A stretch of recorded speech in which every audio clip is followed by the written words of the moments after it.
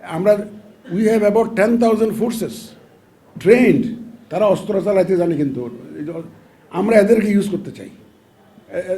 Law enforcement যেটুকু deficiency আমাদের পুলিশের হবে, এইটা we want to cover it by যে adding this services of the BNCC. আমরা ল এনফোর্সমেন্ট এজেন্সির মধ্যে বিএনসিসিকেও আনতে চাই, ওরা বুটের দিন যাতে আমাদেরকে সাহায্য করে to ensure law and order, এবং তাদেরকে আমরা ব্যবহার করতে চাই, বিএনসিসিকে ব্যবহার করতে চাই।